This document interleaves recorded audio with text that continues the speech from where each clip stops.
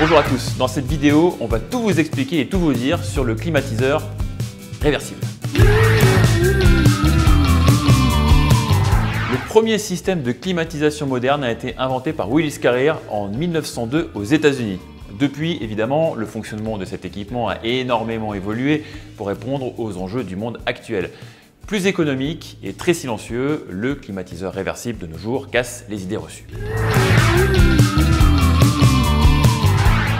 Un climatiseur réversible permet de rafraîchir ou réchauffer une ou plusieurs pièces d'un logement. Il est composé d'une unité extérieure et de une ou plusieurs unités à l'intérieur. L'équipement puise l'énergie d'un milieu et la transfère à l'aide d'un fluide frigorigène. Ce réfrigérant a été utilisé dans un processus de refroidissement pour la première fois au XVIIIe siècle par l'imprimeur écossais James Harrison. Il était pionnier dans les techniques de réfrigération. Aujourd'hui, le rôle du fluide frigorigène est de transporter l'énergie d'un milieu extérieur à l'autre. C'est un élément clé dans le fonctionnement du climatiseur réversible, mais également d'un appareil électroménager que vous connaissez bien, le réfrigérateur.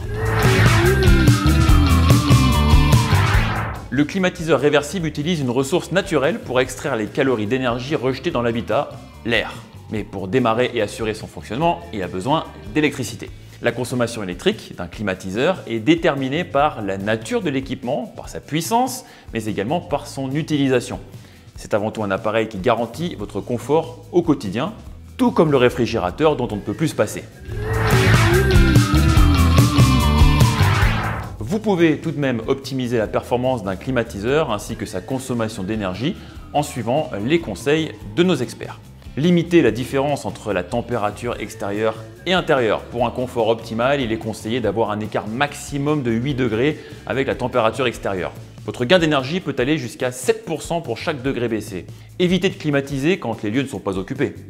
Connaître la superficie de la pièce à climatiser pour éviter la surconsommation, c'est pourquoi il faut toujours faire appel à un professionnel afin qu'il puisse vous recommander l'équipement idéal pour votre habitation. Cela évite la surconsommation de votre appareil directement liée à son amortissement également. Les clims aujourd'hui offrent des fonctions spécifiques pour uniformiser le flux d'air dans le logement.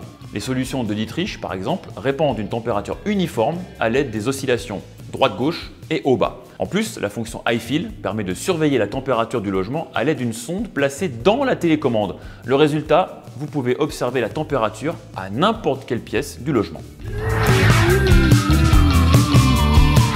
Cette question préoccupe de nombreuses personnes qui habitent dans un appartement.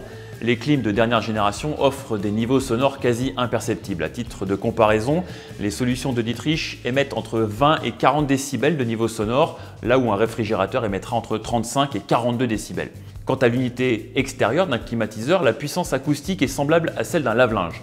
De plus, il existe des bonnes pratiques d'intégration pour optimiser le bruit du groupe extérieur et votre installateur est la bonne personne à solliciter à ce sujet.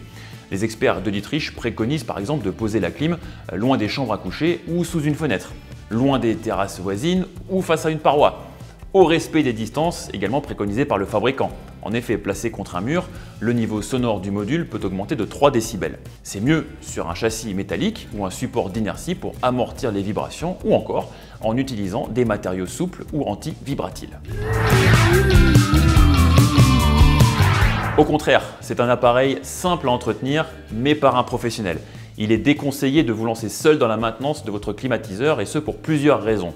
Réalisé par un professionnel, l'entretien permet de maintenir l'efficacité de l'appareil et de minimiser les consommations. La maintenance professionnelle prolonge la durée de vie de l'appareil. Le nettoyage régulier évite les efforts supplémentaires de l'appareil pour fonctionner et réduit par conséquence la consommation d'énergie. La maintenance n'est pas obligatoire, sauf pour le contrôle d'étanchéité des appareils qui contiennent plus de 5 tonnes équivalent CO2. Il est tout de même fortement préconisé de vérifier l'installation et l'état du climatiseur tous les 3 ans. Si vous souhaitez obtenir plus d'informations sur les climatiseurs de Dietrich, tout simplement consultez les autres vidéos de notre chaîne ou le site internet de la marque.